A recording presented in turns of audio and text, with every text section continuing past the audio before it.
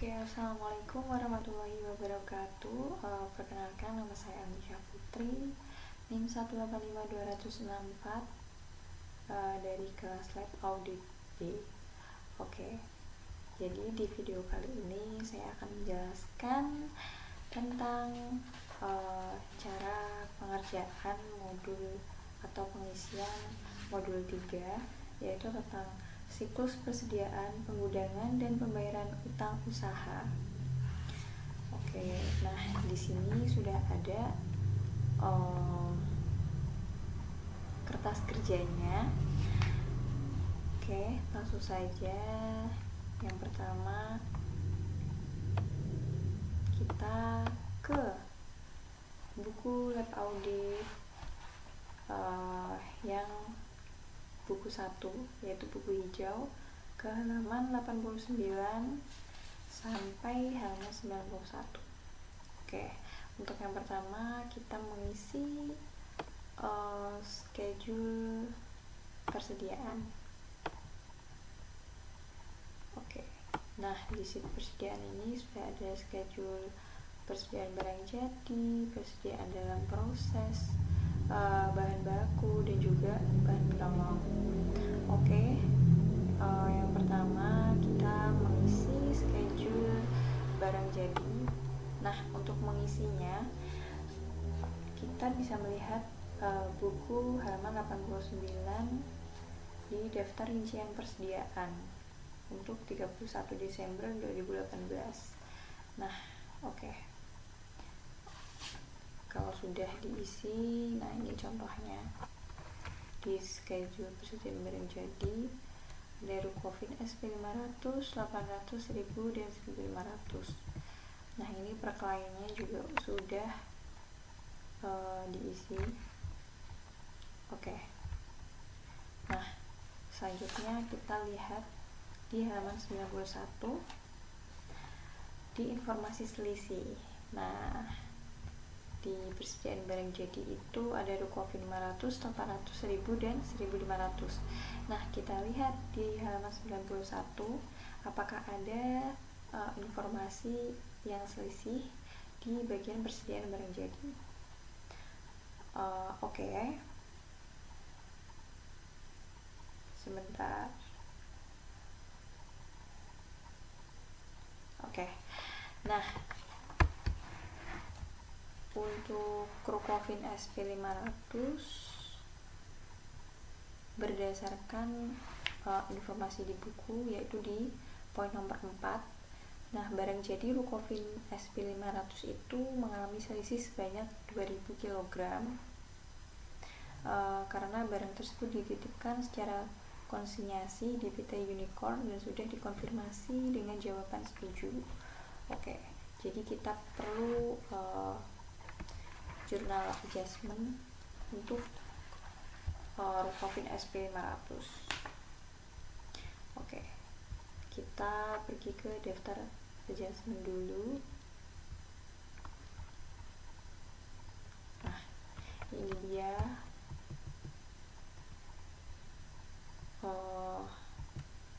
daftar adjustment untuk Rukofin 500 untuk mencatat penitipan barang secara konsinyasi 2000 kg Rukofin SP 500 pada PT Unicorn.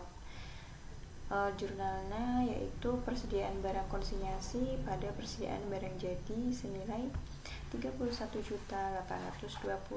Nah, ini bisa diperoleh dari 2000 kg dikali harga satuan dari Rukofin SP 500. Nah, harga satuan Rukofin SP 500 sendiri itu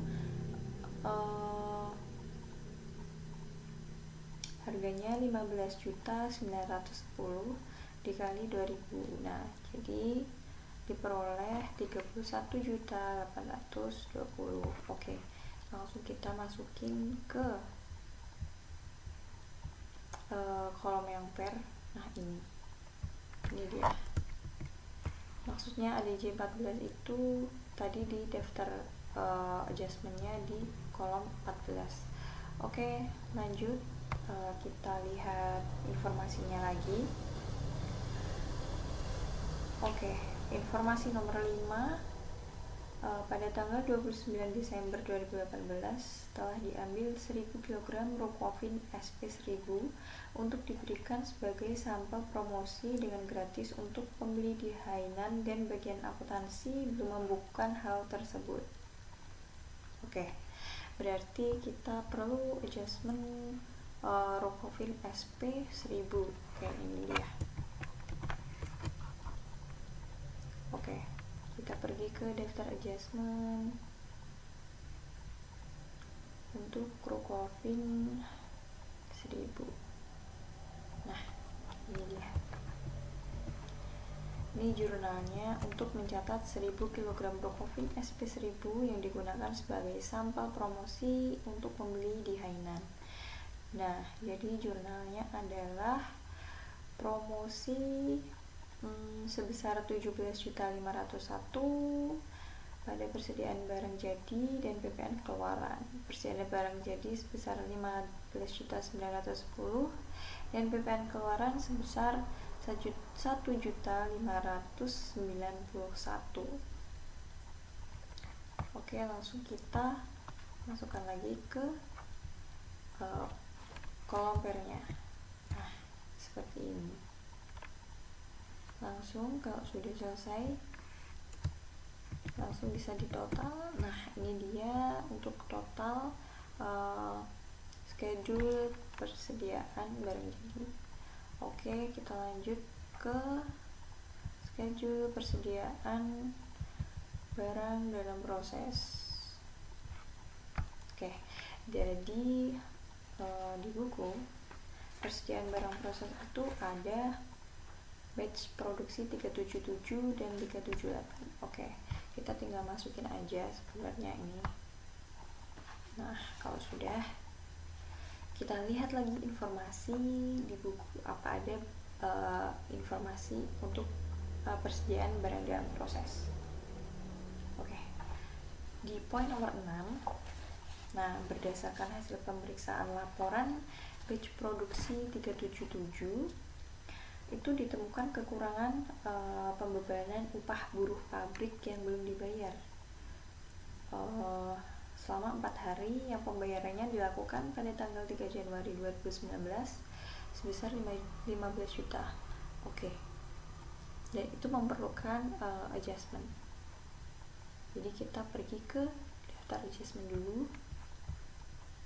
Oke, nah ini untuk adjustment batch produksi 377 yang belum dibayar. Jadi ini mencatat kekurangan upah buruh pabrik. Nah, seperti ini jurnalnya, yaitu persediaan barang dalam proses pada utang gaji sebesar 15 juta. Oke, kita masukin ke kolom pernya. Oke, nah ini. Oke, jadi jumlah per auditnya menjadi 142.791.900. Oke, untuk batch produksi 378 ini aman, tidak ada yang perlu di adjustment. Jadi ini hasilnya untuk schedule persediaan barang dalam proses. Oke, lanjut kita ke schedule persediaan bahan baku. Oke, di bahan baku ini ada monomer, ada polivinil, oxtan, DOP, PS, dan PO. Oke, kita lihat dulu ke informasinya. Oke, poin pertama ada bahan baku polivinil. Oke, bahan baku polivinil ini selisih sebanyak 90 kg karena bahan baku tersebut dicuri dan sampai dengan akhir tahun belum diadakan penyesuaian terhadap persediaan tersebut. Oke, kita adjustment bahan baku polivinil. Nah, ini dia untuk bahan baku polivinil. Adjustmentnya mencatat kehilangan 90 kg polivinil karena Oke, ini mencatat kehilangan polivinil karena dicuri. Langsung kita masukin ke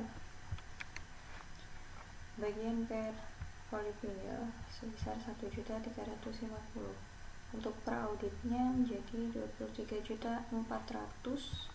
Lalu langsung bisa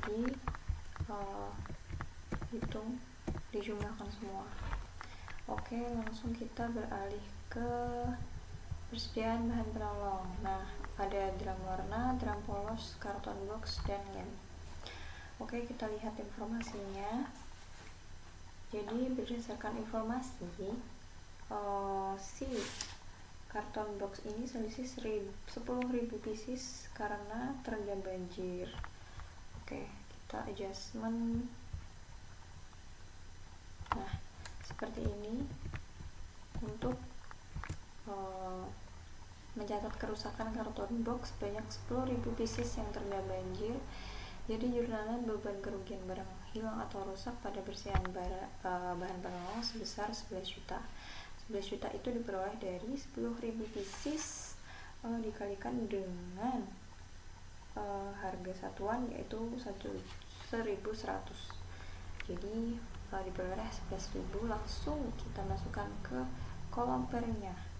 Nah, ini menjadi 57.838. Oke, selanjutnya kita ke kolom perhitungan fisik persediaan. Nah, ini sudah ada semua, saya sudah isi karena pengisiannya itu menurut buku halaman 90. Nah, sudah ada jumlah fisik dan kartu. Ya, kita ingin melihat apakah ada perbedaan. Nah, untuk jumlah fisik dan juga di jumlah kartu.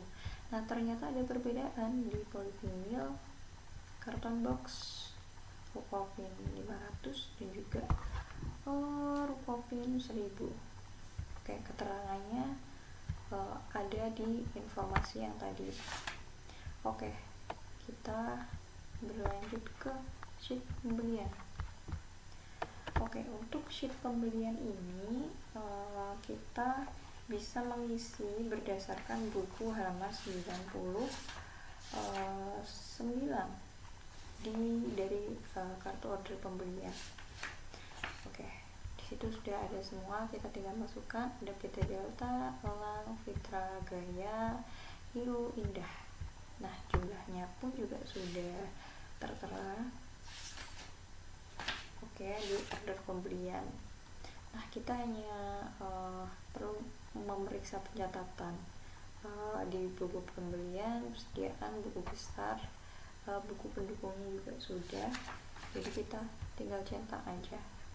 Nah, selanjutnya ke schedule uji pisah batas pembelian. Oke, ini sama saja ya, uji pisah batas pembelian itu juga sudah ada di order pembeliannya, jadi kita langsung masukin saja. Oke, ini sangat gampang untuk sheet pembeliannya. Langsung kita ke utang usaha. Oke, untuk utang usaha diisi dari buku halaman 92 sampai 93. Oke, kita buka dulu. Nah, di situ sudah ada saldo-saldo akhirnya ya dari PT-PT ini, kita tinggal masukin saja nih. Lalu tinggal dijumlahkan. Nah, ini jumlahnya. Untuk compare untuk utang usaha itu dari adjustment ya, dari daftar adjustment yang tadi. Nah, contohnya nih ada utang usaha pada kas dan setara kas, itu koreksi untuk PT Berkat tadi 990. Nah, ini kita masukin. Terus untuk PT Delta, kita lihat adjustmentnya PT Delta.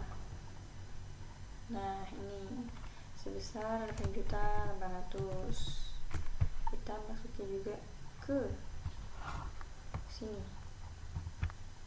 yang bagian CR.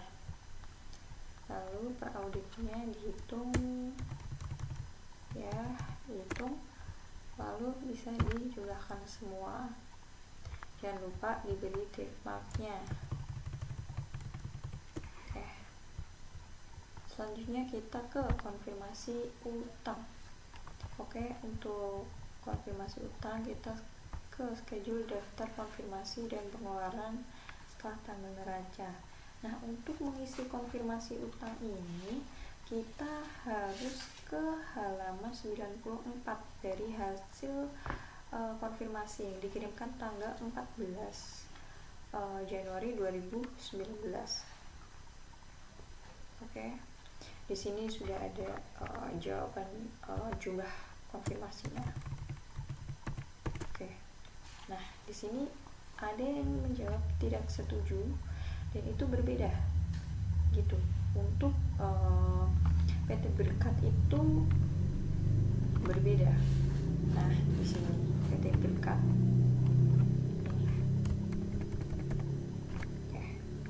PT Berkat itu menjawab tidak setuju karena kesalahan pencatatan tanggal 3 Desember atas penerimaan piutang sebesar 990. Nah perbedaannya kita catat di sini sebesar 990. Karena kesalahan maka ini min ya. Jadi penerimaan setelah tanggal neracanya menjadi 501.567.000. Lanjut untuk perbedaan selanjutnya yaitu di PT Delta. Oke, PT Delta itu menjawab tidak setuju karena pembelian bahan baku PS yang belum dicatat sebesar 8.800.000. Oke, karena belum dicatat, ini kita catat seperti ini 8.800.000, maka diperoleh 30.800.000 yang sebelumnya hanya 22 juta. Lalu kalau sudah kita jumlah. Nah ini jumlahnya untuk schedule daftar konfirmasi dan pengeluaran setelah tanggal neraca. Oke.